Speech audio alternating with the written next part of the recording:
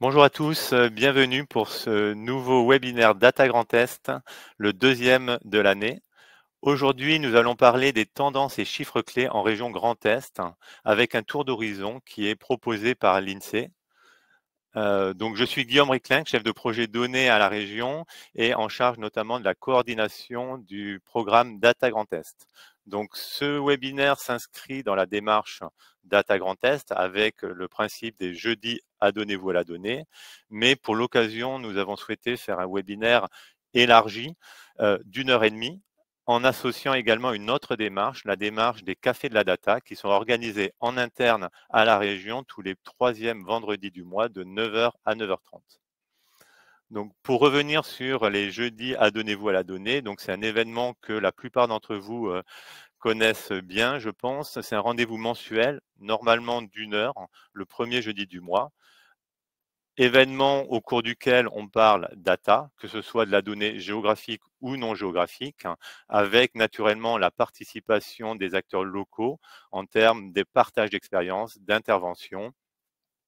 Et le prochain rendez-vous aura lieu le jeudi 6 mars 2025. Je le dis de suite comme ça, tout le monde peut noter la date et le sujet. On parlera d'un autre sujet, donc le 6 mars, l'actualité juridique et la présentation notamment du nouveau service d'appui juridique Data Grand Est. Vous avez également sur l'écran les dates des prochains webinaires qui suivront jusqu'à l'été. Alors, avant de commencer de passer la parole à nos intervenants, quelques rappels. Donc, si vous avez des difficultés de connexion, privilégiez le navigateur Chrome qui fonctionne généralement mieux et qui est recommandé par la solution Livestorm que nous utilisons. Si vous avez des questions durant les présentations, ne vous privez pas de les poser. Par contre, utilisez l'onglet questions en bas à droite de l'écran. Évitez de poser les questions dans le chat, car dans le chat, les questions vont se perdre en fait dans le fil de discussion. Donc, privilégiez surtout l'onglet questions. Et enfin, un élément qui me semble important de souligner, c'est que l'ensemble des vidéos ou de la vidéo de ce webinaire, ainsi que les supports de présentation, seront diffusés sur le site Data Grand Est et sur la chaîne YouTube Data Grand Est. Également, un dernier point, à la fin du webinaire, vous recevrez un mail avec un questionnaire. Nous vous invitons à répondre, ce qui nous permet à chaque fois d'améliorer nos événements au fur et à mesure. Donc maintenant, je vais passer la parole à mon collègue Sylvain Bianco pour vous présenter le programme de ce webinaire. Merci Guillaume. Bonjour. Donc je suis Sylvain Bianco, chef de projet données à la région. Je vais revenir très rapidement sur le contexte de cette session et puis le programme du jour. Et ensuite, je laisserai nos invités se présenter. Nous avons 5 représentants de l'INSEE ce matin avec nous, que je remercie grandement pour leur disponibilité. Ça fait maintenant 4 années consécutives que nous sollicitons l'INSEE chaque début d'année. Alors, avec effectivement cette nouveauté, cette fois-ci, d'élargir la discussion à l'audience du public Data Grand Est. Ces rencontres, elles sont toujours des temps utiles dans la mesure où elles permettent à chacun d'approfondir et de réinterroger sa connaissance des spécificités et des dynamiques qui sont à l'œuvre sur le territoire.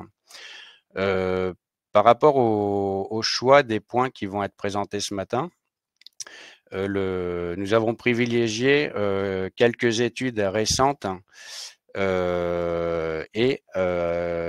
sur des sujets en fait qui résonnent avec des enjeux du moment. Alors, nous avons prévu cinq temps de discussion. Premier point, un incontournable, la démographie.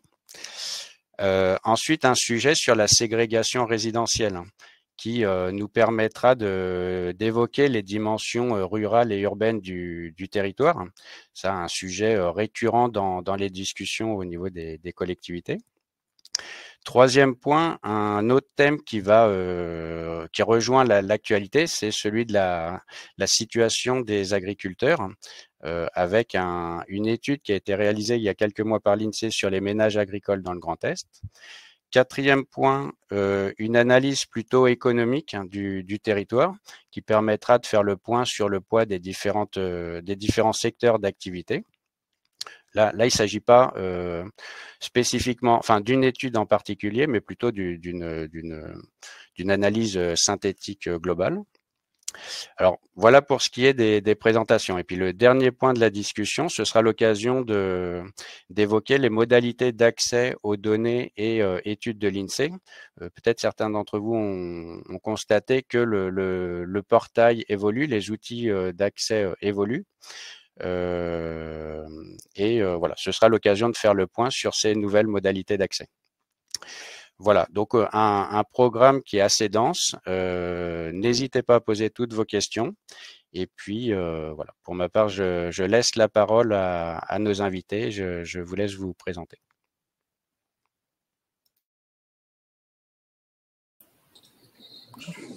Bonjour et merci pour cette invitation. Donc, je suis Rémi Charrier, je suis responsable de la division démographie, société et transfrontalier à l'INSEE Grand Est. Bonjour, je suis Vincent Monchâtre, je suis chef de projet de l'action régionale à l'INSEE Grand Est, dans une dominante sur les études économiques. Bonjour, Thomas Ducharne, moi je suis chargé d'études. C'est moi qui vais vous présenter l'étude sur les ménages agricoles et les revenus des ménages agricoles. J'en profite juste pour vous signaler qu'il y a une petite faute d'orthographe dans le programme à ce sujet. Masque les inégalités, c'est ENT. Voilà.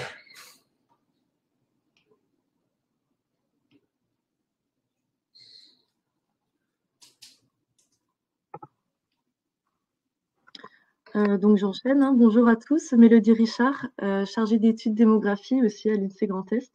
Et donc je vais vous présenter un état des lieux de la démographie dans notre région. Et Hugo Maïka, chargé d'études également dans la division conseil expertise, et je vais vous présenter les secteurs d'activité dans la région.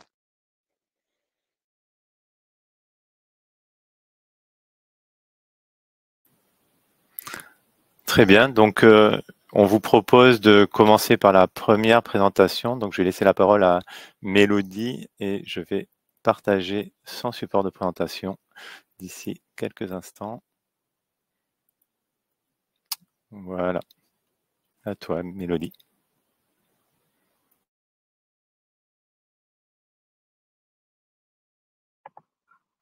Est-ce que vous m'entendez toujours? Parce que je crois que j'ai un petit souci de connexion.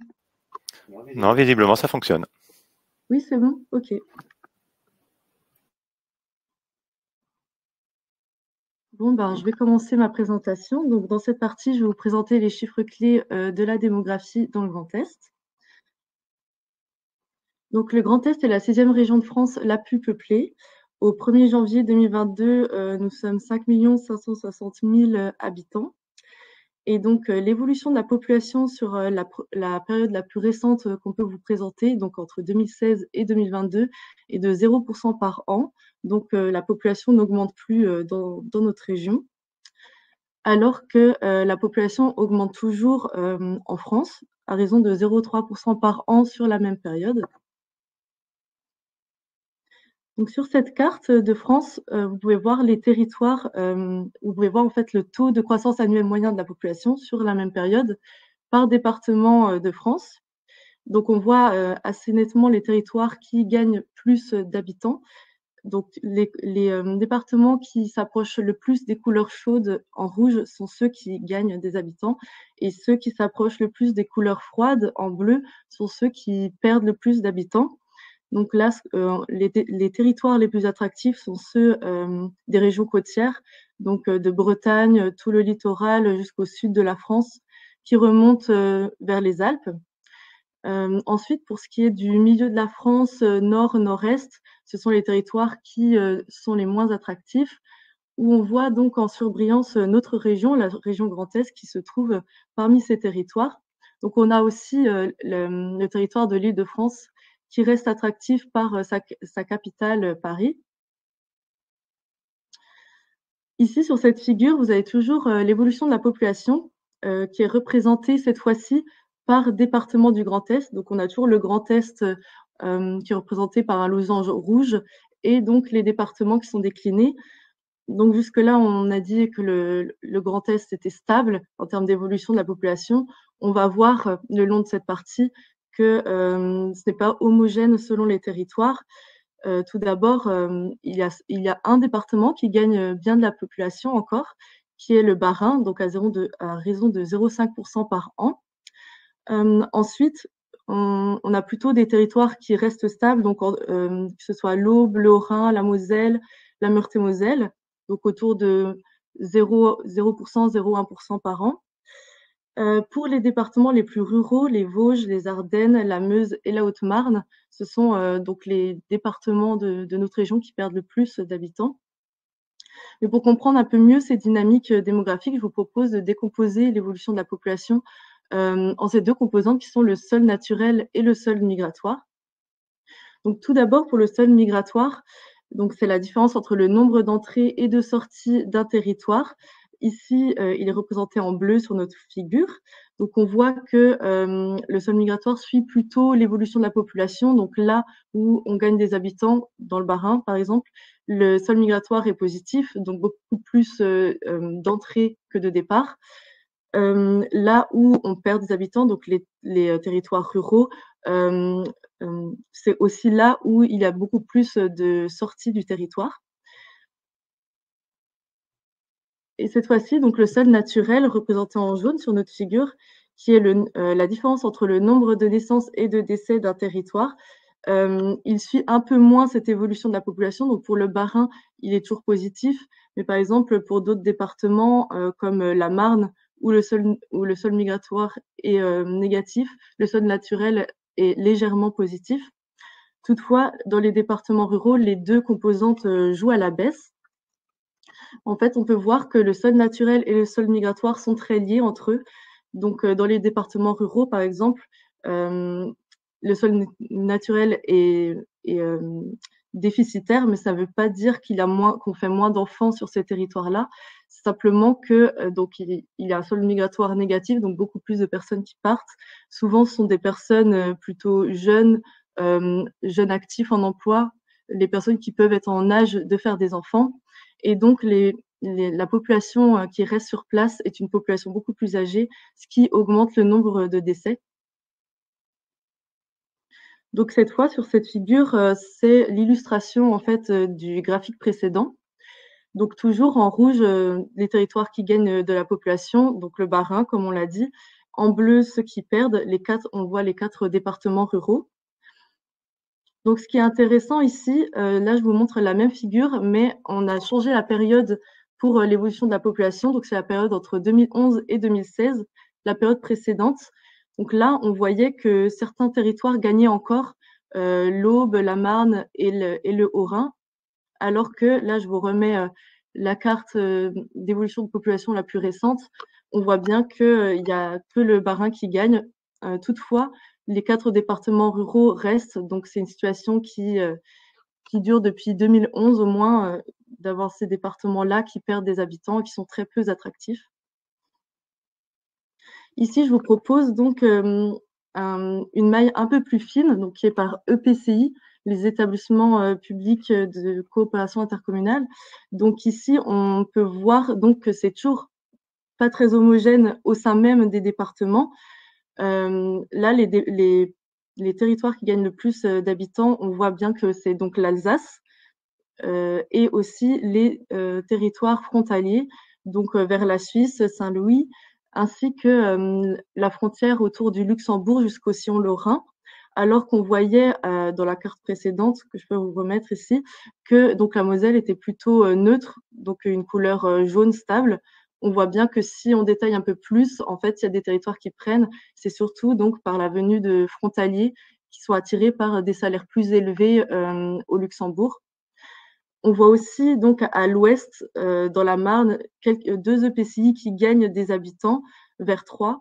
Donc, c'est dû à la proximité de l'Île-de-France, souvent des arrivées de personnes qui suite à un mouvement de mobilité, en fait, vont venir être attirés par un parc de logements plus abordable. Donc voilà, j'ai fini ma présentation. Si vous avez des questions, je vais regarder peut-être dans l'onglet questions s'il y a des questions.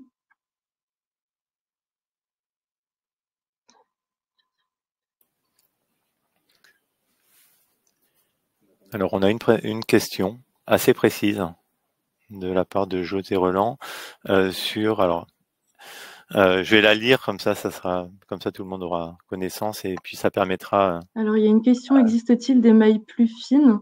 En fait, on peut descendre jusqu'à la maille commune, oui. Mais en soi, quand vous voyez, par exemple, sur cette carte par EPCI, elle existe aussi par commune. Vous pouvez la retrouver d'ailleurs sur la dernière étude sur le site de l'INSEE, donc sur l'évolution de la population. En fait, on tire les mêmes messages globalement. Sur la carte par commune, on peut voir les territoires qui gagnent le plus, c'est vraiment autour de Strasbourg, toute l'Alsace. Plus précis que commune, pas à ma connaissance.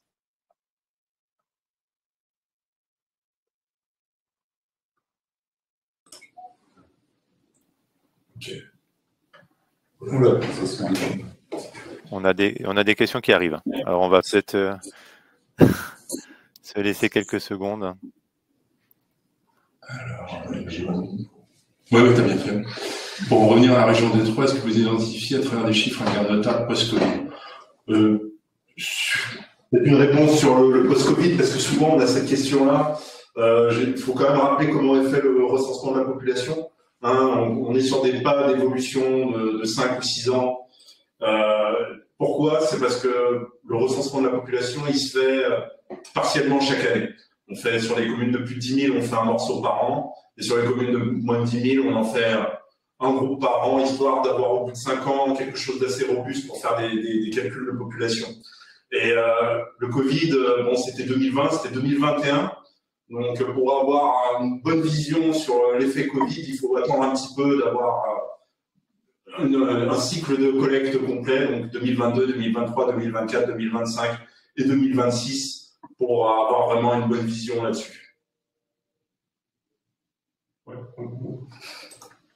On a fait une étude sur l'immigration. Ouais, tu peux y aller si tu veux. Bon. Ouais.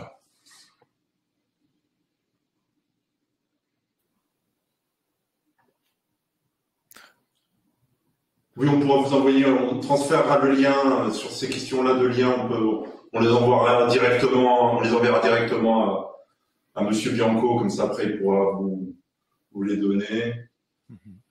Alors, il y avait une question aussi de Tom sur les EPCI au niveau de la Seine-et-Marne qui semblent perdre des habitants alors qu'autour de Troyes il y a un gain.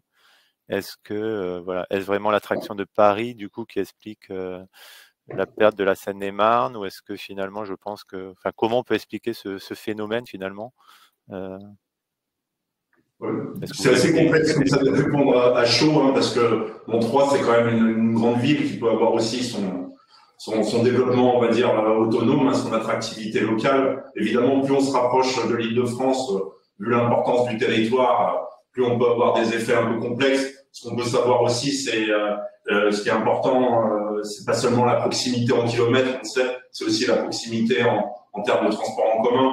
Donc on n'a pas regardé dans le détail ce qui se passait en Seine-et-Marne, mais il doit y avoir des jeux d'attractivité assez complexes, mais là, il faudrait qu'on regarde ça d'un petit peu plus près. D'accord. Ouais, juste moi qui viens, c'est une impression comme ça, moi qui vient de Seine-et-Marne, il y a une Seine-et-Marne qui est assez dynamique, proche de Paris, et puis quand même une Seine-et-Marne qui est très rurale et qui est très à l'écart des réseaux, etc. Et donc, même si on habite plus proche par rapport à Troyes, c'est ce que tu dis, et en pratique, on est très loin de tout dans cette zone-là, et c'est pas si étonnant de voir que la population n'est pas si dynamique. D'accord. Ça rejoint la question sur les métropoles, parce que j'ai vu une question, on voit que les métropoles sont quand même dynamiques. Alors, la plus dynamique, c'est Strasbourg, mais il y a quand même, quand on regarde cette carte-là qui est exposée, on voit un effet métropole. Alors, il y a métropole, la principale c'est Strasbourg, mais il y a aussi Metz, il y a l'effet du Luxembourg, hein, qui est l'effet aussi presque métropolitain. Il y a Troyes, il y a un peu aussi Reims, hein, même si c'est en rose clair. On voit quand même que dans les villes, il y a une dynamique démographique qui reste présente et essentiellement liée à l'attractivité, ce que disait Mélodie par rapport aux étudiants, par rapport aux jeunes actifs, qu'on ne retrouve pas dans les territoires ruraux. En tout cas, dans ce que vous dites, ce qu'on peut retenir, c'est quand même qu'il y a une forte, finalement, une forme de corrélation qui se fait par rapport justement aux étudiants et à l'emploi pour expliquer la carte, hein, finalement, de l'évolution de la démographie. C'est un peu ça qu'on en déduit. C'est un élément important. Il y en a d'autres, hein. C'est aussi les services disponibles sur place, mais souvent il y a des corrélations entre les deux. Là où il y a de l'emploi, souvent c'est là où il y a le plus de services disponibles. C'est pas le seul élément de choix des mobilités, mais c'est clair que ça rentre en ligne de compte. D'accord. On a une question d'Olivier justement qui demande est-ce que la baisse de construction de logements neufs peut avoir un impact durable sur l'évolution de la démographie? Question assez précise. Je ne sais pas si vous avez des éléments ou non. Voilà. C'est sûr. Ça peut être un élément, on parlait d'attractivité, hein, avoir des logements de bonne qualité, ça joue beaucoup. Donc après, où sont construits les logements, c'est aussi ça la question. Hein, parce que construire des logements là où il n'y a pas de travail, où il y a peu d'habitants, voilà, est-ce que c'est pas une solution en soi? D'accord. Voilà. Peut-être une dernière question de Robert Becht. Si les données proviennent de 2022, soit fin Covid, la migration vers les zones rurales ne semble pas vérifiée. Est-ce que c'est quelque chose qu'on peut dire ou est-ce que finalement… Alors, première chose, je répète peut-être parce que c'était pas clair, en fait le recensement 2022, en fait c'est une collection, c'est le point central de 5 enquêtes annuelles de recensement.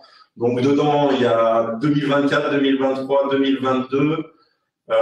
2021, c'est un peu spécial parce il y avait eu justement une suspension de collègue à cause du Covid. Mais l'idée, c'est que c'est 5 années et on n'a pas encore un cycle complet d'enquête annuelle de recensement qui nous disent, on peut comparer vraiment l'après-Covid avec l'avant-Covid.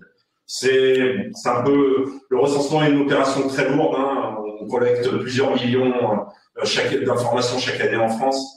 Que ce soit sur papier ou de plus en plus par Internet. C'est une opération très lourde et qui ne permet pas d'avoir une très grande réactivité, mais une fois qu'on aura un cycle complet post-collecte, là on pourra avoir vraiment plus de certitude sur ce qu'on peut dire, mais vas-y. Juste pour compléter, en fait, c'est pas pour faire mon auto-promo, mais on avait fait une étude sur les migrations résidentielles post-Covid dans le Grand Est. Mais à partir des sources fiscales et pas du recensement. Et il faut savoir que le recensement, c'est la source officielle d'évolution des migrations, d'études des migrations, pardon. Mais comme le recensement n'était pas pertinent à l'époque, en tout cas pour les raisons que donne Rémi, on a utilisé, faute de mieux, les sources fiscales, à voir si les résultats se confirment par le recensement, ça on verra plus tard. D'accord. Très bien. Je pense qu'on va passer à la présentation suivante, à part si vous vouliez compléter les propos ou autres. Il y a que quelques questions aussi dans le chat. Alors, pour rappel, posez vos questions plutôt dans l'onglet questions. C'est beaucoup plus simple pour nous que d'aller récupérer les questions dans le chat. Voilà. Je vous propose de passer à la présentation suivante. C'est OK pour… Mélodie, votre micro est coupé.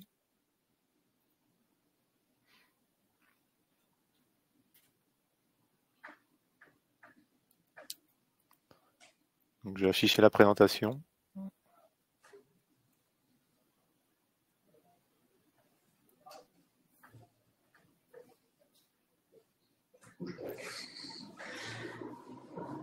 Moi, je vais vous présenter une étude parue il y a environ 1 an sur la ségrégation dans le Grand Est. Je vais commencer par des définitions parce que je pense que Grand Est, ça parle à tout le monde, ségrégation peut-être un petit peu moins. Alors, la ségrégation, c'est le fait pour un élément de s'isoler de l'ensemble ou alors pour les composants d'un tout, de se séparer les uns des autres. Ici, ça se ramène en fait à étudier l'inégale répartition des groupes dans une population. C'est en fait une notion qui est à l'opposé de la notion de mixité sociale. Par exemple, comme l'illustre le graphique, le schéma à droite, dans le premier cas, la population est parfaitement mixte. Dans les deux zones, on a 2 bonhommes verts, 2 bonhommes oranges. Donc la mixité est totale, aucune ségrégation. Et à l'inverse, dans le cas tout à droite, on a d'un côté tous les oranges, de l'autre côté tous les verts, il n'y a aucune mixité, donc la ségrégation est totale. Par exemple, dans le Grand Est, les territoires urbains regroupent 62% de la population, mais près des 3/4 de la population modeste. On a donc des inégalités de répartition, donc de la ségrégation. Et une chose qu'il faut bien avoir en tête, c'est que la ségrégation et les inégalités, ce sont 2 notions complètement différentes. On peut avoir beaucoup de ségrégation et peu d'inégalités, ou inversement. Par exemple, si dans le premier cas, on a en vert les très riches, en orange les très pauvres, si partout on les trouve dans les mêmes proportions, il n'y a pas de ségrégation, même si les inégalités sont très fortes. Alors, pour étudier la ségrégation, il faut séparer la population en groupes. Donc là, on a identifié 5 groupes sociaux à partir des revenus. On a utilisé le niveau de vie qui permet de prendre en compte la composition des ménages, puisque, par exemple, un couple n'a pas forcément besoin de payer 2 loyers, de payer 2 fois plus d'abonnements pour l'électricité, etc. On a considéré que tous les membres d'un même ménage avaient le même niveau de vie. Et enfin, on a découpé de telle sorte que chaque groupe social ait la même taille. Donc, chacun regroupe 20% de la population régionale. Donc, on a les groupes sociaux des modestes, moyens modestes, moyens aisés et aisés pour ceux qui ont le niveau de vie le plus élevé. Maintenant, on va passer aux résultats, même s'il y a encore un tout petit peu de définition.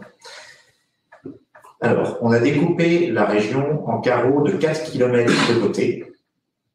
Et ensuite, on a regardé dans chaque carreau à quel point la répartition de la population était différente de la répartition moyenne. Pour rappel, 1/5 de chaque groupe.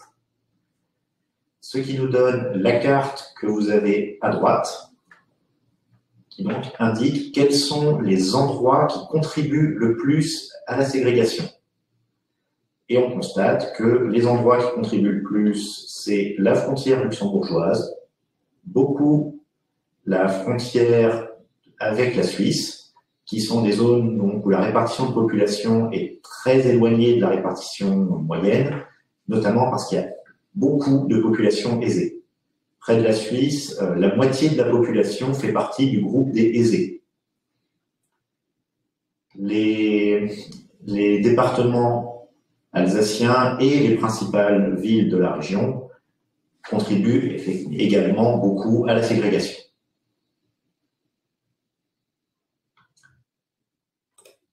On a regardé l'évolution de la ségrégation dans le temps.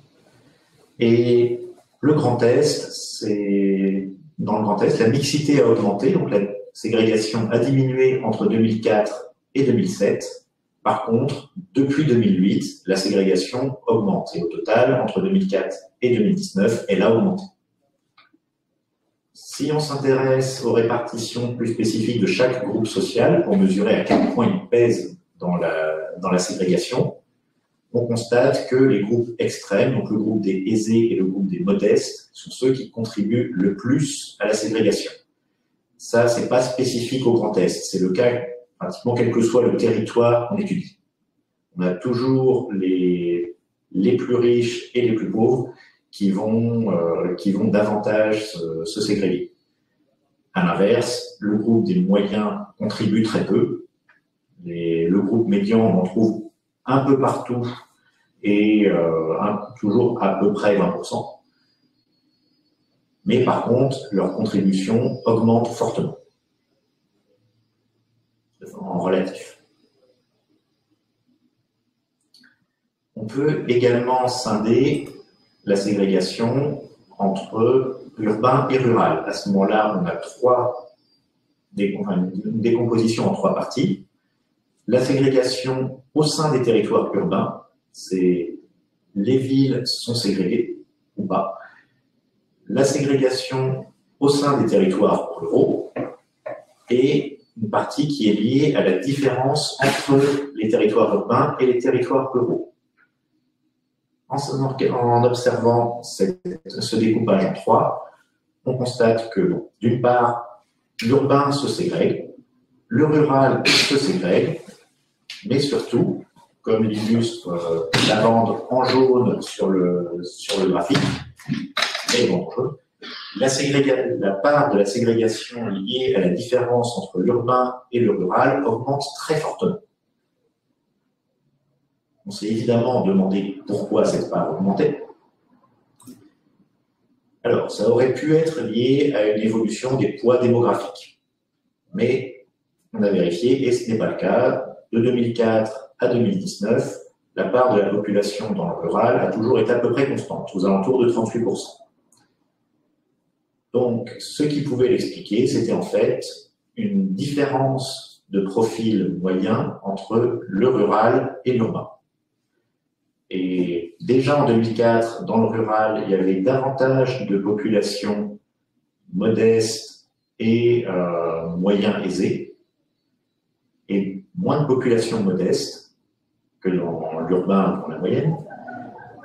Et ce phénomène s'est beaucoup amplifié entre 2004 et 2019. On voit que la part des modestes, la part que représente la population modeste dans le rural a diminué et la part de moyens aisés a augmenté. Donc, il y a un peu plus de ségrégation qu'avant dans les territoires ruraux, il y en a un peu plus dans les territoires urbains, mais il y a surtout une différenciation de plus en plus marquée du rural et de l'urbain, et c'est ça qui contribue le plus à la ségrégation dans la région.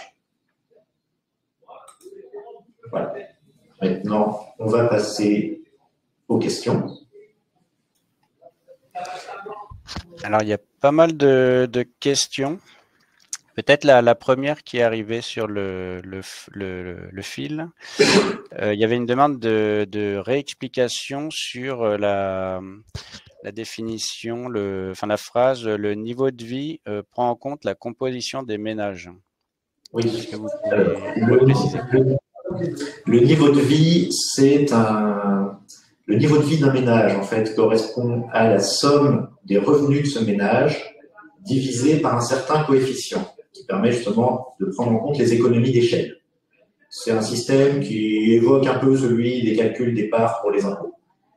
On considère 1 pour le premier adulte, 0,5 pour chaque autre personne de plus de 15 ans et 0,3, il me semble, pour les personnes de moins de 15 ans.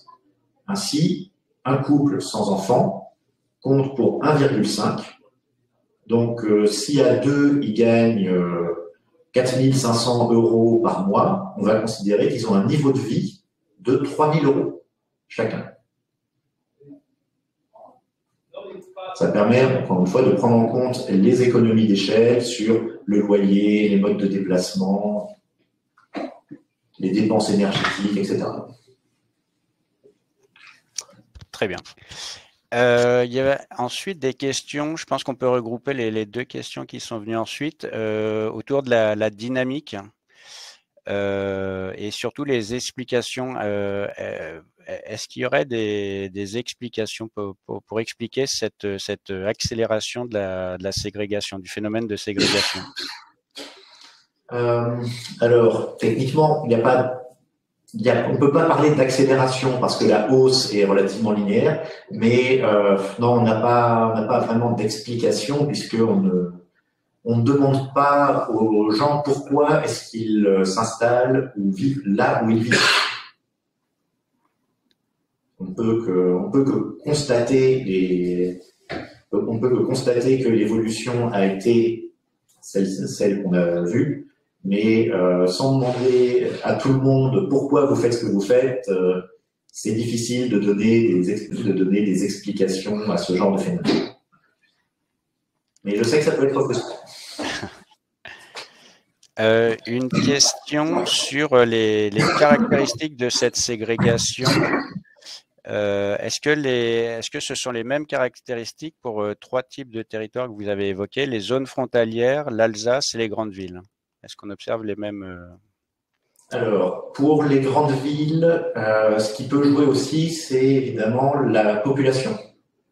Plus un territoire est peuplé, plus il va peser lourd dans la ségrégation. Si deux territoires ont les mêmes profils de population, mais que l'un a 10 fois plus d'habitants, ben, il va peser 10 fois plus lourd. Donc là, il y a un effet purement volume pour les grandes villes, déjà.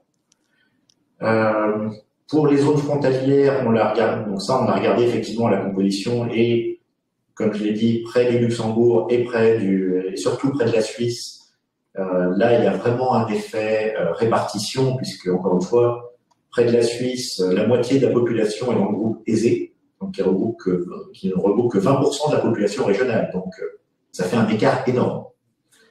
Et pour l'Alsace, on n'a pas détaillé plus finement. Parce qu'en fait, en plus, il peut y avoir des effets de moyenne.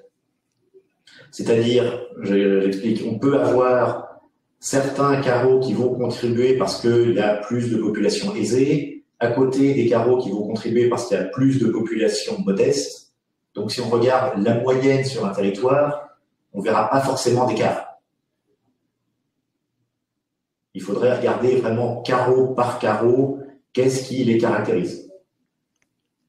Et ça aurait été un traitement très lourd et assez peu exploitable. Ok. Pour compléter d'ailleurs ce que vous dites, j'enverrai le lien vers l'étude, mais je vous invite aussi à regarder parce qu'il y a l'INSEE a fait des focus justement par, je ne sais plus quelle est l'échelle, mais enfin il y a Strasbourg, enfin les grandes métropoles et voilà, il y a des éclairages zone par zone. Effectivement, à la base, l'INSEE disposait d'un outil pour étudier la ségrégation dans les agglomérations et on a fait un travail assez lourd pour pouvoir étendre cette analyse et l'adapter à l'échelle régionale. Évidemment, la maille n'est pas la même. Étudier une agglomération en la découpant en carreaux de 4 km de côté n'est pas très pertinent. Mais d'un autre côté, découper la région en carreaux de 100 mètres de côté ne serait pas pertinent non plus. Donc effectivement, si ça vous intéresse, le même travail a été réalisé sur 6 agglomérations de la région, donc Strasbourg, Nancy, Metz, Reims, Troyes et Mulhouse. Ouais, je mettrai le lien dans la foulée. Il y a deux questions qui renvoient un petit peu à la méthodologie. Alors là, il y a une question que nous on a à laquelle qu'on nous pose souvent. Comment différenciez-vous les territoires urbains et ruraux selon les classes INSEE? Alors, si je peux, il y a la différence entre urbain et rural à l'INSEE est faite à partir de la grille de densité. On identifie les territoires densément peuplés et les territoires peu densément peuplés. Ça peut être à une échelle infracommunale, pour prendre en compte par exemple le cas d'Agneaux, qui est une commune très peuplée, mais la commune étant très vaste, la densité moyenne est beaucoup plus faible. Et à partir de cette grille de densité, on peut distinguer plusieurs types d'urbain et plusieurs types de rural. Si je peux partager mon écran.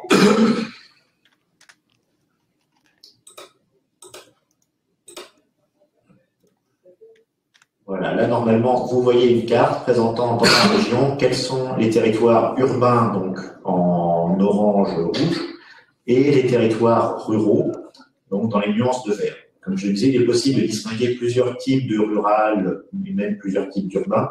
Mais pour la ségrégation, ça rendait la décomposition beaucoup plus complexe. C'est pourquoi on est resté au premier niveau, donc urbain ou rural.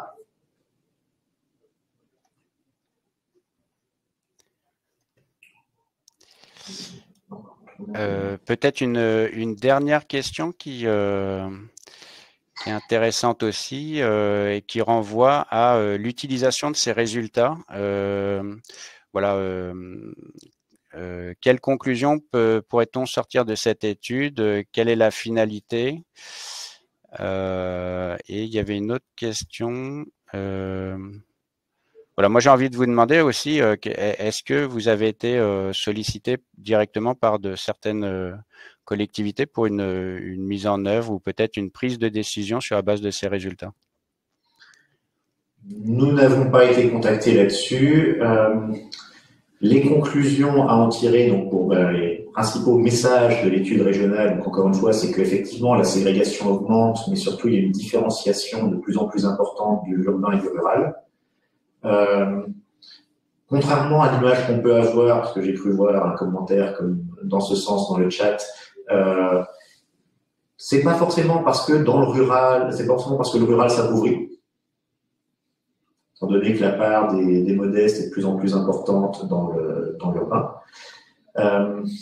Après, pour ce qui peut être mis en œuvre suite à ça, c'est plus les études par agglomération qui peuvent justement aider les agglomérations en éclaircissant des phénomènes sur leur territoire, où là, l'analyse se fait non pas en regardant urbain et rural, ce qui n'aurait pas de sens dans une agglomération, mais en regardant les quartiers prioritaires et hors quartiers prioritaires. Et on a des choses plus variées, puisqu'il y a certaines agglomérations où la ségrégation diminue, donc où la mixité augmente, et d'autres où la mixité, malheureusement, diminue. Sinon, bon, rapidement, quelques autres questions.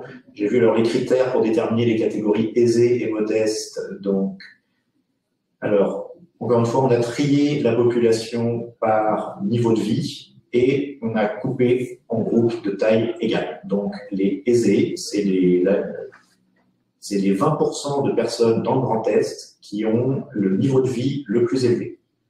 Et les modestes, c'est les 20% qui ont le niveau de vie le plus bas. On n'utilise pas le terme de pauvre ou de riche parce que la pauvreté renvoie à des définitions assez strictes et différentes de celles-ci. J'ai vu qu'il y a également des questions sur le maillage. Alors, oui, il y a eu des tests avec des mailles de différentes tailles. La maille de 4 km nous a semblé être la plus pertinente parce que si on prend un maillage trop grand, on va avoir tendance à passer sous silence des phénomènes géographiques plus fins. Mais si on prend un maillage trop fin, on se retrouve à invisibiliser un certain nombre de zones. Pour ça, je vais remontrer la carte. Il y a certaines zones qui apparaissent en gris dans la région, hors région évidemment. Mais les zones qui apparaissent en gris sont des zones qui sont trop peu peuplées pour qu'on puisse statistiquement regarder la répartition de population dans le carreau. Donc, si on prend une maille trop fine, on se retrouve à invisibiliser une part importante de la population. Là, on invisibilise à peu près un peu moins de 10% du territoire et moins d'1% de la population régionale.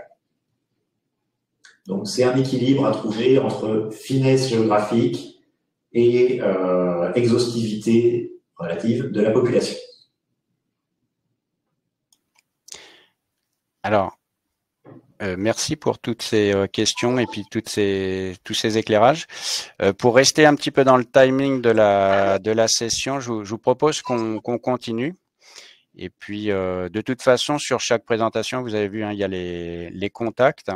Donc, il ne faudra pas hésiter ensuite. Voilà, c'est un petit peu l'esprit de la rencontre.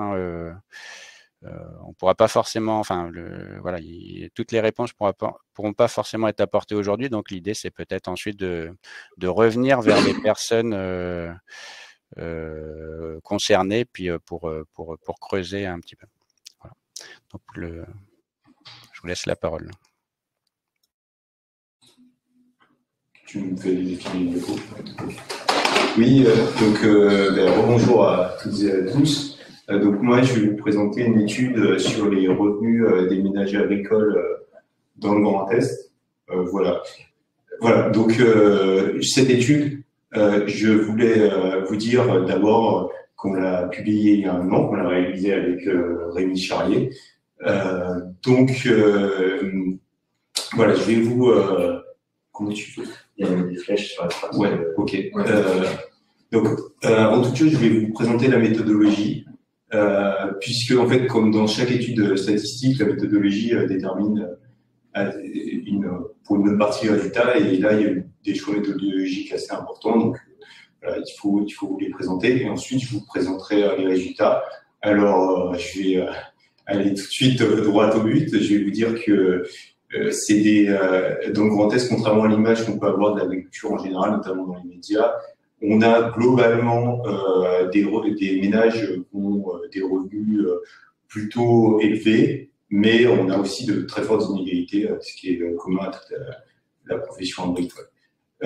Donc, au niveau méthodologique, d'abord, de qui on parle, à qui on s'est intéressé. En fait, on s'est intéressé d'abord aux ménages.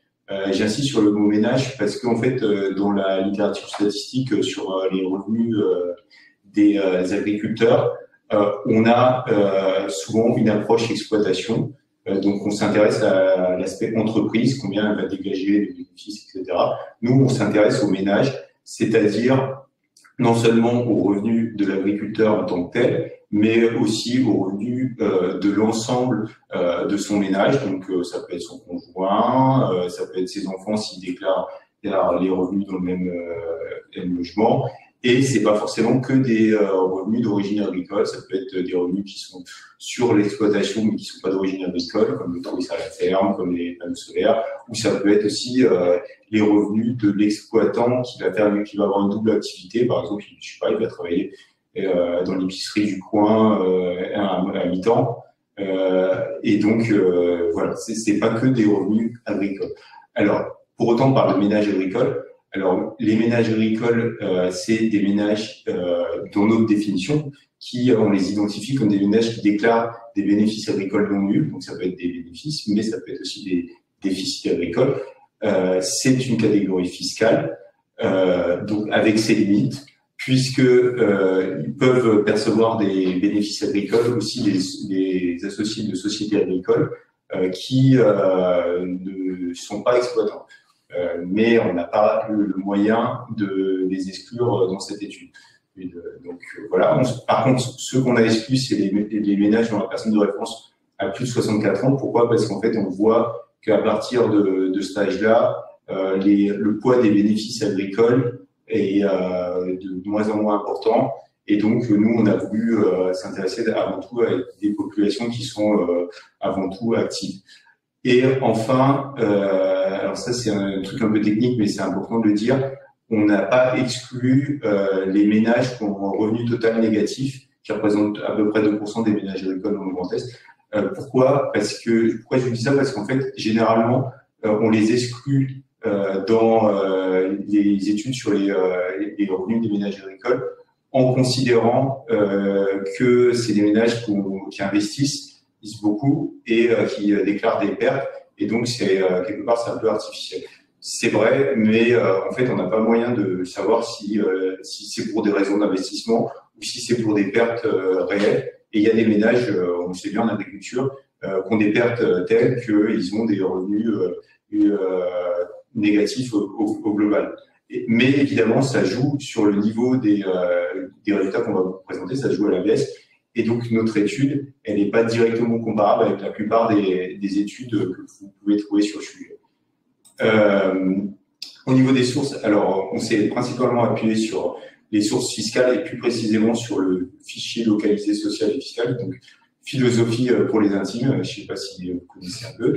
Alors, ça n'a pas beaucoup de rapport avec la philosophie, mais voilà, donc c'est un fichier administratif qui est un appareillement en fait de sources fiscales comme l'impôt sur le revenu et des sources d'origine sociale, donc les prestations sociales, les pensions de retraite, etc. Et nous, dans notre étude, on a compilé plusieurs années de revenus, on a fait des moyennes, donc en l'occurrence les années 2015, 2016, 2017 et 2019. Pourquoi? Parce que, comme vous le savez sans doute, dans l'agriculture, il y a des bonnes, il y a des mauvaises années. Alors nous, on a voulu avoir une approche un peu plus structurelle, donc c'est pour ça qu'on a bossé sur ces 4 années. Mais évidemment, on n'a pas la prétention de dire que les 4 années suivantes, par exemple, sont exactement pareilles que les 4 années et qu'on a étudiées. On a tout ramené en revenu constant 2019 pour tenir compte de l'inflation, même si elle n'est pas très importante. Donc ça sera 30 euros 2019. Et sinon, on a utilisé d'autres sources, mais je ne développe pas. Alors, une précision méthodologique, une dernière précision méthodologique qui est importante, c'est que généralement, quand on parle de revenus des ménages agricoles, on s'intéresse, ou en agriculture en général, on s'intéresse au secteur d'activité. Là, le problème, c'est que dans notre source, donc les sources fiscales, on n'a pas le secteur d'activité des ménages agricoles. Par contre, grâce au recensement agricole, on a le secteur dominant, éventuellement dominant dans telle ou telle commune. Et donc c'est ce qui est représenté là. Donc là, par exemple, donc en rose, on voit que c'est des communes où l'activité agricole est dominée par la viticulture. En orange, c'est des grandes cultures qui dominent, et en marron clair, c'est l'élevage bovin. Et donc, en fait, grâce à ça, on a pu relier ces deux informations.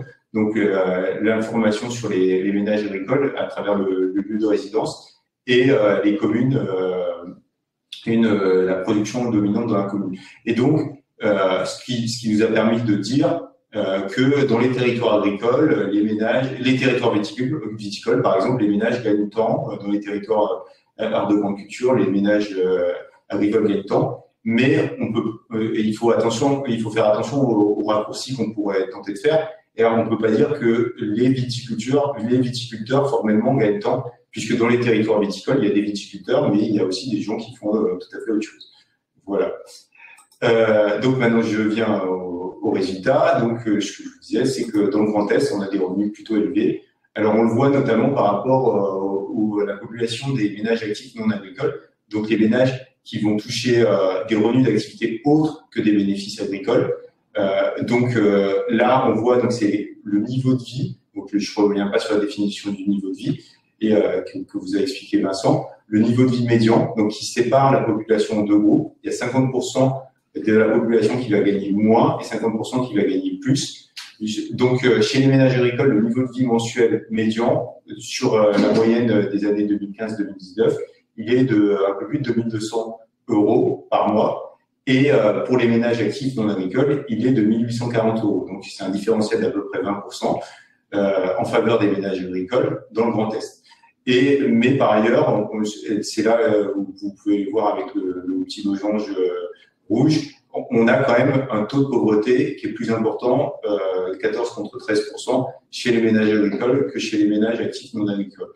Je reviendrai sur les inégalités plus tard, mais voilà, simplement pour vous dire que on a deux populations qui sont pas tout à fait comparables, parce que chez les ménages agricoles, on a des ménages plus actifs, plus âgés, plus souvent en couple, etc. Mais malgré toutes ces différences sociologiques, elles ne permettent pas d'expliquer entièrement les différences de revenus qu'on peut constater. Alors, maintenant, si on compare les ménages agricoles du Grand Est à leurs homologues des autres régions de province, on a une réalité qui se confirme d'une aisance relative plus importante. Donc, on voit là dans la barre bleue, les barres bleues qui représentent le niveau de vie mensuel médian, et on voit que le Grand Est, c'est la région de province où le niveau de vie mensuel est le plus important. Et c'est aussi la région, donc c'est les carrés rouges, où le taux de pauvreté est le plus faible. Alors, comment expliquer ça? Alors, je passe rapidement sur cette diapo, mais l'idée qu'il faut retenir, c'est que dans le Grand Est, on a deux secteurs de production qui sont surreprésentés, à savoir la viticulture et les grandes cultures. Et ces secteurs de production sont associés à des rémunérations généralement plus importantes. Alors après, le diable est dans les détails, mais globalement, dans la viticulture, par exemple, on va dégager des revenus plus importants liés à l'activité agricole. Et dans les grandes cultures, notamment, souvent, ça permet de dégager, c'est une activité qui permet de dégager plus de temps pour le chef d'exploitation ou son conjoint pour travailler à l'extérieur. Donc, il y a des apports de revenus autres qui sont permis grâce à cette activité. Mais il y a quand même, malgré tout, ce qu'il faut noter, c'est que même si on compare territoire agricole par territoire agricole, entre le Grand Est qui est en vert et les autres régions de province qui est en bleu, on voit que dans les principaux types de territoires agricoles représentés dans le Grand Est, on a un différentiel qui est toujours favorable au Grand Est, notamment en viticulture. Alors, pourquoi? C'est difficile à expliquer, mais nous, les hypothèses qu'on a avancées, c'est que déjà dans le Grand Est, on a des crus en viticulture qui bénéficient d'une certaine renommée. Donc, je ne fais pas un dessin, le Champagne, les crus alsaciens, etc. Pour les grandes cultures et les exploitations bovines, on a vu qu'en moyenne, on a des exploitations généralement plus importantes et de taille plus importante, et généralement c'est associé à des revenus plus importants. C'est pas toujours le cas, mais voilà. Et aussi, on a constaté que quel que soit le type de territoire agricole, on voit qu'il y a une pluriactivité plus importante du chef d'exploitation. On ne sait pas pourquoi, mais en tout cas, on le constate. Enfin, le tableau serait trop rose si je vous parlais pas des inégalités dans le monde agricole et qui sont réelles aussi dans le Grand Est. Alors pour ça, on a un indicateur qu'on appelle dans notre jargon le rapport interdécile, c'est-à-dire qui rapporte le revenu maximal des 10% les plus modestes, le niveau de vie maximal des 10% les plus modestes, au niveau de vie minimal des 10% les plus aisés. Et donc, on voit qu'il y a un rapport de 5 chez les ménages agricoles, alors qu'on a un rapport que de 3 chez les autres ménages actifs. Mais hélas, c'est chez les ménages agricoles du Grand Est, c'est un écart qui est assez proche de celui de la province. Maintenant, si on regarde un autre indicateur d'inégalité qui est le taux de pauvreté, on voit que chez les ménages agricoles, on a une pauvreté qui est très inégalement répartie au sein du territoire. On voit que donc les tâches chambres, c'est là où la pauvreté est la plus forte, et donc c'est dans les départements ruraux où la proportion de ménages agricoles qui vivent sous le seuil de pauvreté est la plus importante. Alors, pourquoi il y a des ménages qui sont plus pauvres que d'autres? Pourquoi il y a des ménages qui vivent sous le seuil de pauvreté et d'autres non? Alors, c'est difficile à expliquer, mais nous, avec les éléments dont on dispose, on a essayé de voir quels étaient les facteurs qui jouaient le plus les uns sur les autres. Alors, donc on a fait un raisonnement toutes choses égales par ailleurs, et donc on a testé, voilà, si le ménage était âgé, quelle influence ça avait sur le taux de pauvreté, s'il était en couple, pas en couple, s'il vivait dans un département rural, etc. La conclusion à laquelle on est arrivé, c'est que le facteur qui joue le plus, c'est le nombre de sources de revenus. En gros, sans surprise, hein, mais plus un ménage dispose de peu de sources de revenus, plus il aura de risques de vivre sous le seuil de pauvreté. Donc un ménage qui dépend uniquement de ses bénéfices agricoles, il aura de très fortes chances, hélas, de vivre sous le seuil de pauvreté. Voilà, je vous remercie de votre attention. Je pense que j'ai été un peu trop long. Je m'en excuse. Deux questions. Alors, il y a deux questions d'Olivier Guérin. Je pense que vous avez répondu, mais ça permettra de préciser. Pardon. Alors, une première question, c'est est-ce qu'il y a une distinction dans les calculs entre les ménages agricoles dont l'homme et la femme travaillent tous les deux ou pas sur l'exploitation? Et une autre question par rapport aux sources de revenus, notamment des revenus complémentaires qui proviendraient d'installations d'énergie renouvelable, éoliennes, photovoltaïques, etc. Est-ce que ça, est-ce que vous aviez moyen de prendre en compte ces éléments? Alors, en fait, alors pour la première question, sur le travail de la conjointe, parce que la plupart du temps c'est comme ça, c'est quand même une profession qui est très masculine encore, la profession agricole.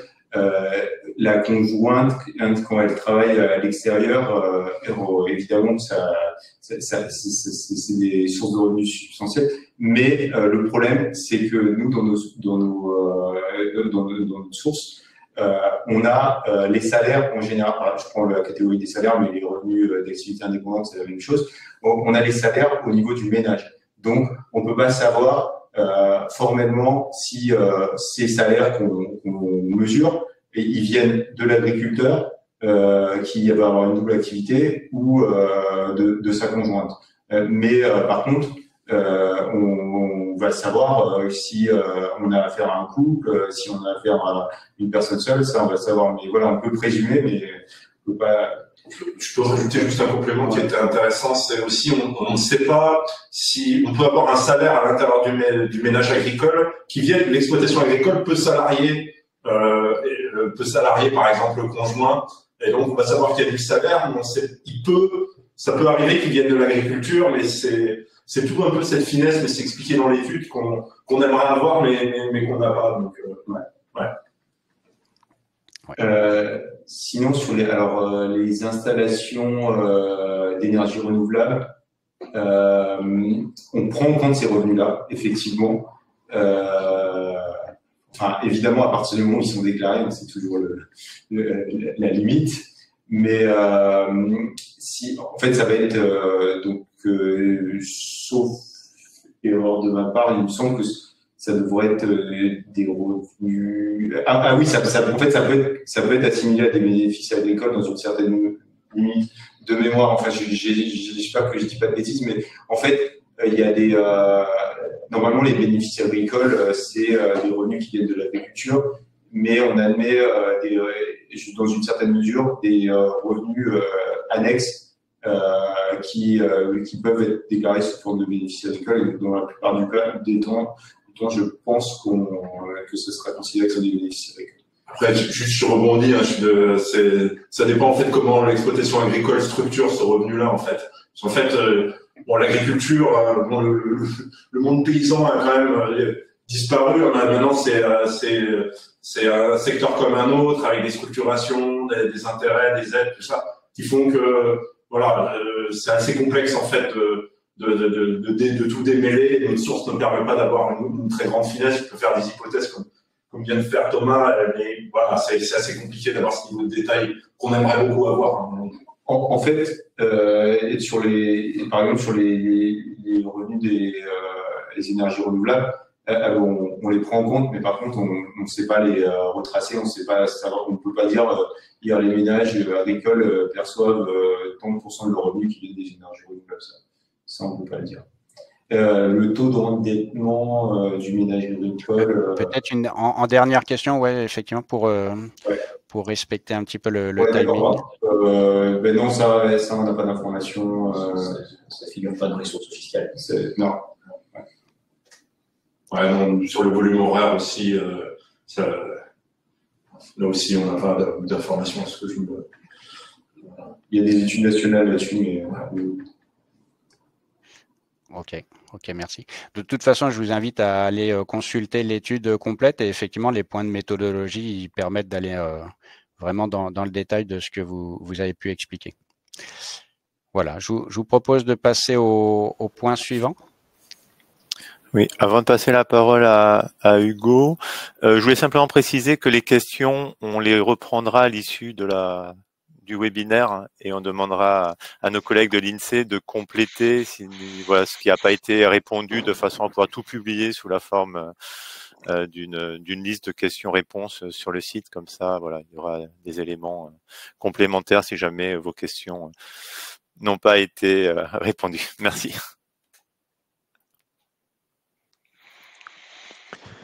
Merci à mes collègues pour leur présentation jusqu'à maintenant. À mon tour de vous parler des secteurs d'activité de la région. Il faut savoir avant tout que depuis maintenant quelques décennies, il y a eu une transition en France et dans la plupart des pays développés d'une société industrielle à une société plus tertiaire, plutôt tournée vers les services. C'est ce qu'on voit ici avec ce graphique, qu'on est aujourd'hui dans une société beaucoup plus tertiaire, notamment que ce soit pour la France ou pour la région, mais encore plus pour la France. Le graphique de gauche vous montre la part d'effectifs dans chaque secteur, dans les 5 secteurs principaux. En bleu, vous pouvez voir du coup le tertiaire marchand, et en violet, le secteur tertiaire non marchand. On voit que la part cumulée de tout le tertiaire, du coup, est aux alentours de 79%. Donc 79% des effectifs de la France travaillent dans tout ce qui est en rapport avec les services. Par contre, pour tout ce qui est industrie, on voit que cette part est du coup désormais à 13%, ce qui est une part quand même bien plus faible que tout ce qui est tertiaire. On peut également voir l'agriculture et la construction avec une part similaire, que ce soit en France ou dans la région Grand Est. Comme Rémi l'a dit juste avant, l'agriculture est devenue maintenant un secteur un peu bien à lui-même et représente une toute petite partie des emplois du pays. Pour la région, on voit qu'il y a de petites différences, notamment dans cette transition que j'ai pu dire entre le tertiaire et l'industrie.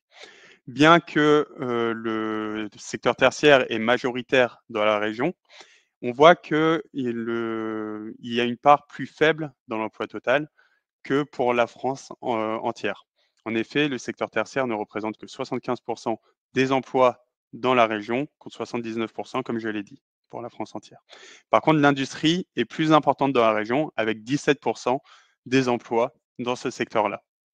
C'est comme ça un peu qu'on peut symboliser une transition assez difficile entre une société industrielle et une société tertiaire pour la région, notamment dans certains départements, les départements notamment les plus ruraux, où cette transition est plus difficile. Mais malgré tout, on peut voir quand même que les chiffres sont quand même très similaires entre la France et la région. Mais on pourra voir que la région Grand Est est quand même à de nombreuses caractéristiques communes avec les autres régions de France. Ici, vous avez un tableau avec des valeurs allant de 0 à 0,22. Alors, qu'est-ce que ça représente? Ça représente à quel point une région ressemble à une autre. Ici, on n'a pris que la région Grand Est, et lorsque la valeur tend vers 0, plus elle se rapproche de 0, plus la région ressemble à la région Grand Est. Donc, la dernière ligne en rouge, vous voyez que c'est Grand Est, le Grand Est ressemble au Grand Est, donc il y a une valeur de 0. C'est un exemple pour vous que vous compreniez bien. Ensuite, on peut dire que la région ressemble à quasiment toutes les régions de province, mis à part peut-être PACA, qui a une valeur un peu plus forte de 0,12. Par contre, toutes les autres régions de province, on peut voir, et mis à part la Corse également, on peut voir que les valeurs vont entre 0 et 0,1, qui sont des valeurs très faibles, et du coup, où il y a très peu de différence au niveau des spécificités. Seules la Corse et l'Île-de-France ressortent vraiment. L'Île-de-France, parce qu'elle concentre la plupart du secteur tertiaire en fait du pays, et notamment la plupart des grandes entreprises du pays. Donc, ce n'est pas étonnant de voir que l'Île-de-France est une région très différente du Grand Est. Et pareil pour la Corse, qui est une île à son économie bien à part, à ses spécificités bien à elle. Et ce n'est donc pas étonnant non plus de voir une valeur plus forte pour la Corse. Lorsque on fait ce même tableau aussi avec les dom-toms, les valeurs pour les dom-toms sont aussi très fortes, à peu près au niveau des valeurs pour la Corse et l'Île-de-France, montrant bien que la région Grand Est est très proche des régions de France de province, mais très éloignée de tout ce qui est île ou Île-de-France. J'oublie que ça ne marche pas. Mais ce n'est pas parce que cette région ressemble aux autres qu'elle n'a pas ses propres points faibles et ses propres points forts. Quand je dis points faibles et points forts, c'est-à-dire qu'elle a plus ou moins d'effectifs dans un secteur par rapport aux autres régions de la France. Ici, on peut voir des valeurs qui vont entre 0 et 2,19. Pour vous expliquer ce que ça représente, on va prendre la dernière valeur, qui est la fabrication de machines, et on voit une valeur qui est de 2,19. Ça veut dire que dans la région Grand Est, relativement aux autres régions, il y a 2,19 fois plus d'effectifs qui travaillent dans ce secteur-là par rapport aux autres régions. C'est le cas aussi du coup, dans les secteurs qui comportent plus d'effectifs que pour les autres régions. On voit le travail du bois, de l'industrie, la fabrication d'équipements électriques et la métallurgie. Ce sont des secteurs très industriels. Et du coup, on voit bien ici que la région est spécialisée dans tout ce qui est industrie et ce qui caractérise encore un peu plus cette transition difficile entre industrie et tertiaire, où on voit bien que dans la région, on est très attaché à ce secteur industriel et qu'on a du mal à passer à un secteur plus tertiaire. En effet, c'est encore plus démontré lorsqu'on regarde les secteurs qui sont tout en haut du tableau. Qu'à partir du 0,98 jusqu'au 0,36, vous n'avez que des secteurs du tertiaire. Du coup, dans la plupart des secteurs tertiaires, la région Grand Est a moins d'effectifs que pour la plupart des autres régions. Alors bien sûr, c'est un peu biaisé par l'Île-de-France, comme je l'ai dit, qui a beaucoup de tertiaires et de services dans cette région et ça peut biaiser un peu les autres régions. Mais on voit bien que relativement aux autres régions, ce n'est vraiment pas dans le tertiaire que le Grand Est se démarque, mais plutôt dans tout ce qui est secteur industriel. Pour la coquefaction et raffinage, il y a un petit fait également à noter, c'est qu'il n'y a que 3 établissements dans la région, et donc c'est normal qu'il y ait une valeur très faible, ce n'est vraiment pas la spécialité de la région. Il y en a vraiment une très faible, il y a vraiment une très faible quantité d'effectifs qui travaillent dans ce service-là. Mais et lorsque l'on regarde du coup sur un graphique, on peut voir que la plupart des régions sont réunies à peu près aux mêmes endroits, que ce soit pour les spécificités ou pour la concentration. La concentration, pour symboliser ce terme, imaginons que la concentration est égale à 100, ça veut dire qu'une entreprise détient tous les effectifs de la région. La spécificité, si l'indice est égal à 100, ça veut dire qu'un secteur détient tous les emplois de la région. Ici, on peut voir que quasiment toutes les régions de France de province sont à peu près dans le même lot, avec une concentration proche de 0,8, de 80, et une spécificité entre 10 et 15. Donc, on voit bien qu'il y a une vraie ressemblance entre toutes les régions, mis à part Île-de-France et la Corse, et un peu Bourgogne-Franche-Comté, qui sort un peu du lot, parce que c'est une région aussi plus petite, avec une densité d'emploi plus faible, et une densité de population également plus faible, une des plus faibles de France. Et c'est pour ça qu'elle ressort un peu plus en spécificité, parce que plus une région est petite, et plus sa spécificité va être forte et sa concentration faible. C'est exactement ce que l'on voit avec la Corse. Et l'Île-de-France sort un peu du lot, parce que il y a la capitale du pays dans la région, et c'est normal du coup qu'il y ait des caractéristiques très propres à la région. Maintenant, lorsqu'on va regarder une maille un peu plus fine, on va prendre les zones d'emploi. Cette carte représente exactement le graphique d'avant, mais pour les zones d'emploi. Donc, vous avez une couleur pour la concentration, une couleur pour la spécificité. Plus ça va vers du vert, donc du gris au vert, plus ça va vers du vert et notamment du vert foncé, plus la zone d'emploi est concentrée. Donc, peu d'entreprises qui détiennent tous les effectifs. C'est notamment le cas pour les plus grandes villes de la région, avec Strasbourg et Metz, et également Châlons-en-Champagne, qui est quand même la préfecture de la Marne. Et donc, ce n'est pas étonnant non plus de voir les plus grosses entreprises plutôt basées à Châlons-en-Champagne plutôt qu'à Reims. Pour la spécificité, c'est pareil. On part du gris et plus ça va vers du violet, plus la zone d'emploi est spécifique. Donc, elle a vraiment une spécialité dans un secteur par rapport aux autres zones d'emploi. Ici, on peut notamment retrouver Épernay avec l'agriculture et la production de boissons, notamment alcoolisées, on va dire les termes le champagne, et Saint-Louis notamment avec tout ce qui est pharmaceutique, même Célestat avec la pharmaceutique également. Sedan est plus spécialisé dans tout ce qui est métallurgie et fabrication d'équipements, comme on a pu le voir dans les spécialités de la région. Sedan représente bien cette part industrielle de la région avec ces spécialités-là. Donc on peut voir quand même une assez forte hétérogénéité au sein du territoire, qui a des territoires plus concentrés et d'autres plus spécifiques, qui est surtout relié à la densité d'emploi et à la taille de la zone d'emploi. Et du coup, il y a vraiment cette différence entre les différentes zones d'emploi de la région.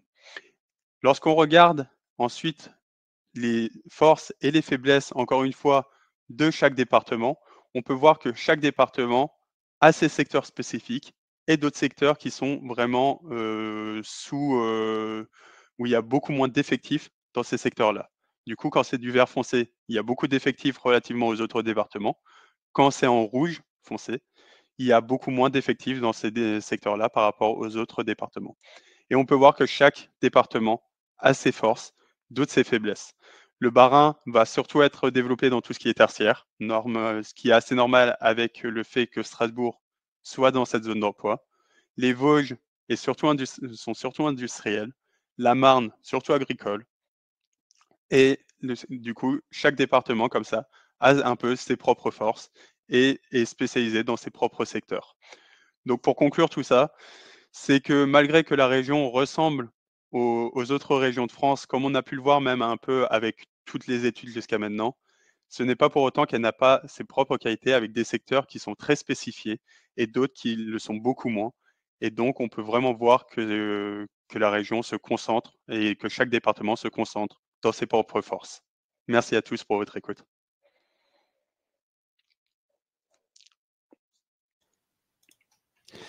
Ouais. Alors, il y a plusieurs questions. Bon, il y a des remarques. C'est vrai que par rapport au retour que vous faisiez avec l'Île-de-France qui prend le pas un petit peu sur l'analyse et qui biaise un peu les résultats. Voilà, plusieurs retours pour demander pourquoi ne pas avoir extrait l'Île-de-France.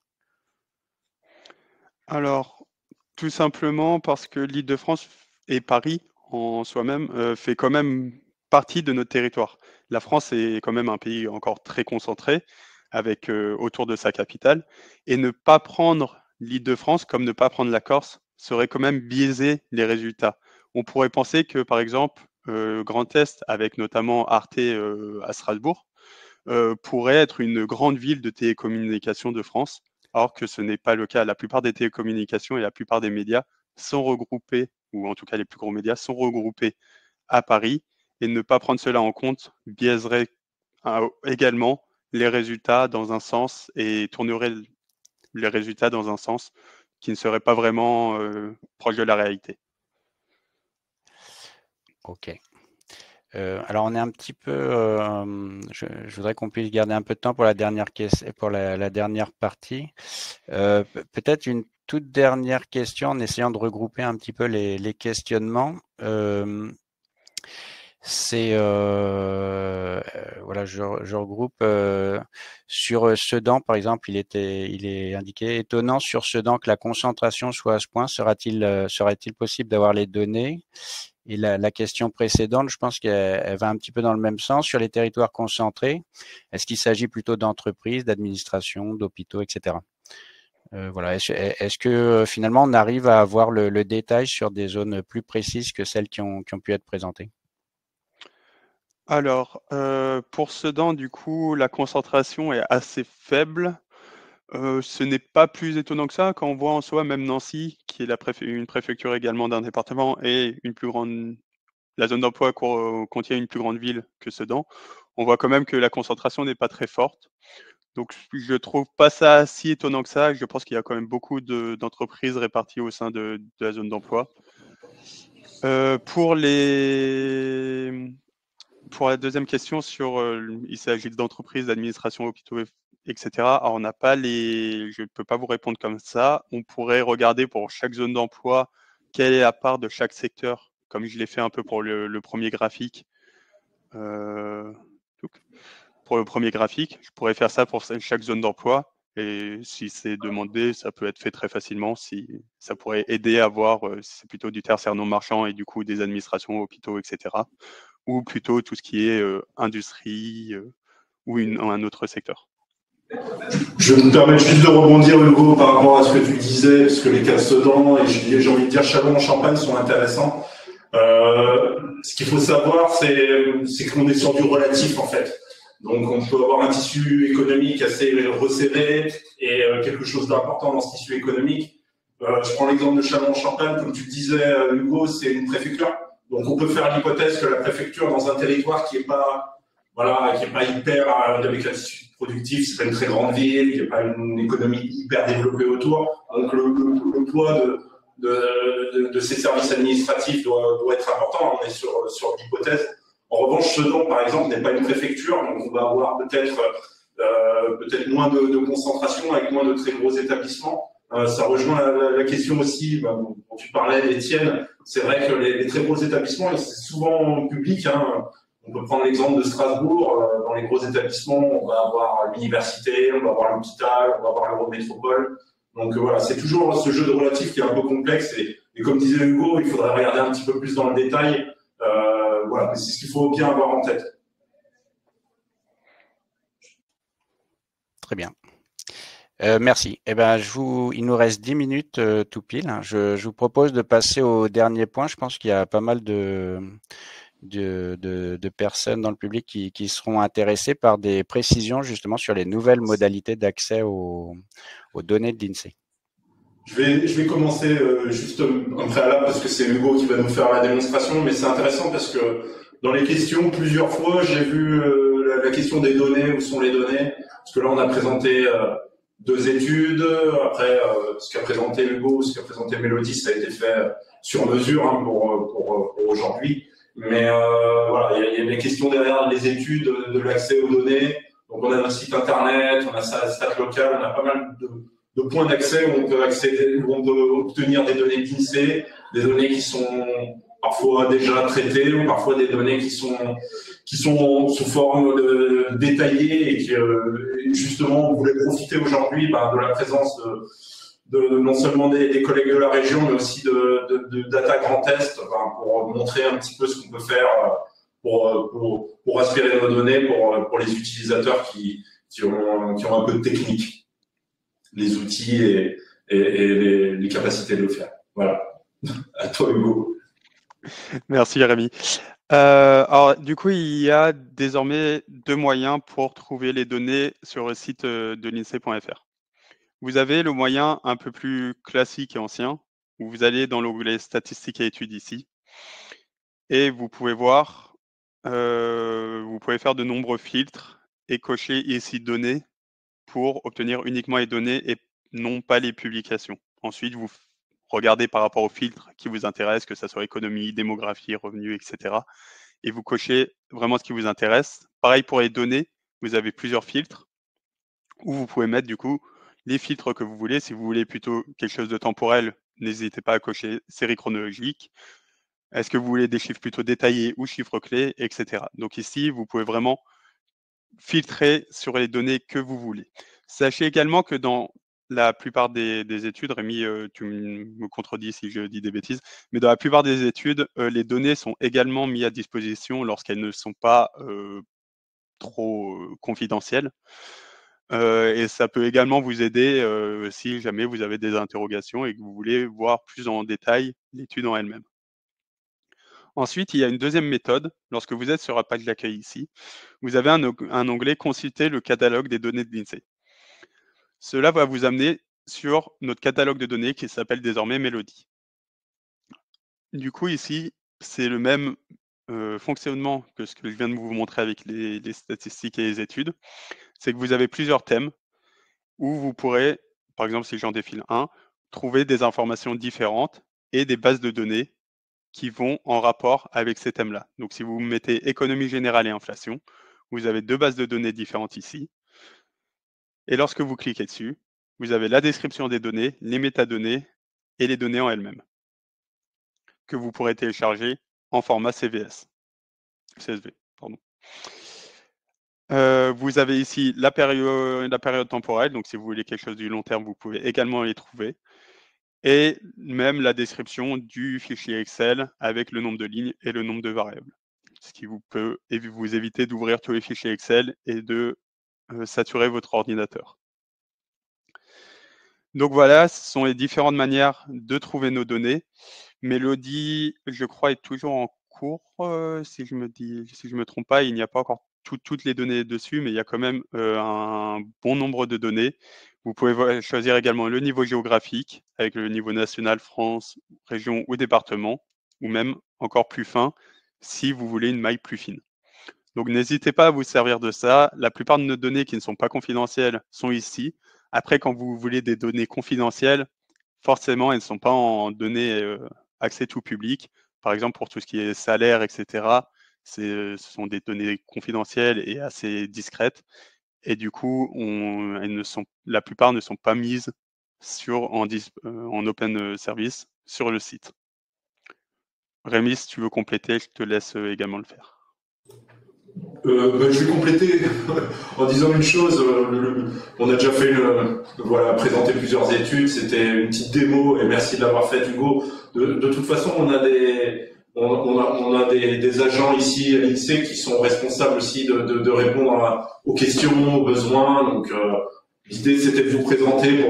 Certains étaient peut-être déjà au courant, mais pour ceux qui n'étaient pas au courant, comment accéder à nos données et comment après pouvoir les utiliser. Et si vous avez des soucis, on vous donnera un point d'entrée via Monsieur Bianco. On vous donnera on a un mail fonctionnel pour ça. Donc, si vous avez des besoins, il y a du monde pour vous aider, pour vous accompagner, voilà, pour trouver son chemin dans la richesse des données de l'INSEE.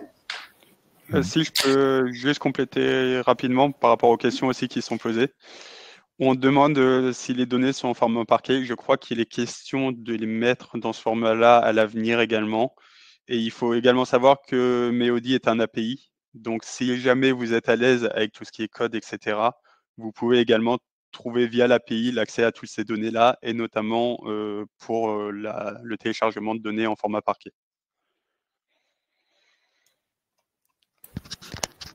Vous pouvez peut-être montrer sur le site comment y accéder à l'API peut-être? En soi, sur le site directement, je ne saurais pas vous dire, mais si vous mettez API Melody, normalement, vous devriez pouvoir le trouver, tout simplement. Très bien. Pour compléter les propos de Rémi, hein, voilà, si vous avez aussi des questions au niveau Data Grand Est, on relayera, si vous nous envoyez des questions, on relayera auprès de l'INSEE si besoin, puisque c'est aussi un des objectifs qu'on se fixe dans le cadre de Data Grand Est, hein, de promouvoir la data dans son ensemble et voilà, et d'essayer d'améliorer l'usage ou de développer du moins l'usage, la réutilisation des données au maximum. Je ne sais pas si Hugo voulait compléter par rapport aux API ou c'est juste pour montrer. Non, ici, du coup, sur cette page catalogue des API, vous aurez tous les API qui sont disponibles, dont l'API Melody.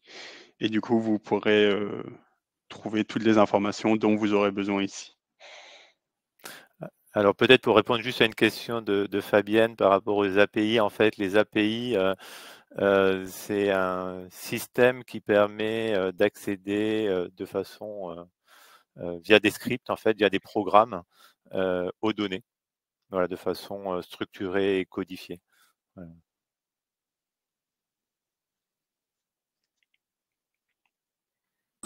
Merci. Oui, juste pour compléter, voilà, il y a cette dimension technique avec les API. C'est sûr qu'il faut être en capacité de le faire. Hein, voilà, il y a un coût d'entrée qui est important, mais qui justement, ça s'adresse plus à des profils techniques qui puissent s'inspirer de la donnée, et, par exemple pour produire de manière récurrente, représenter des indicateurs. Hein, je pense à Data Grand Est, il y a tout ce qui est carto, etc. Donc ça pourrait vous permettre de le faire sans vous adresser à nous. Après, pour d'autres types d'utilisateurs, ce qu'a montré Hugo, c'est que voilà, on vous a présenté des études, il y a des études sur notre site, il y a des données déjà traitées sur notre site, il y a le dossier complet, le fameux dossier complet sur les territoires, où vous avez un petit descriptif de la commune jusqu'à la région d'un territoire sur lequel vous voulez avoir des informations. On a vraiment toute une palette de données selon les utilisateurs.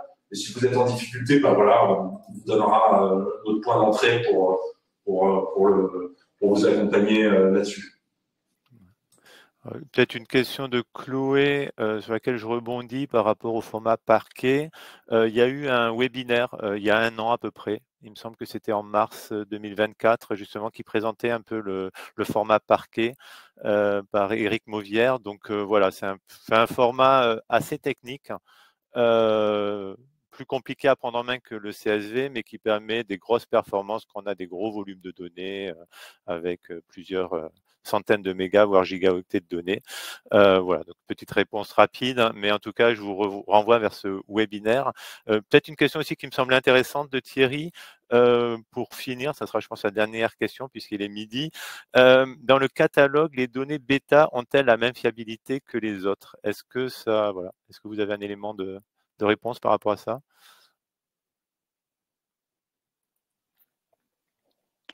Normalement, les données bêta, ou en tout cas les données qui sont en ligne, du coup, ont toutes la même fiabilité. Oui.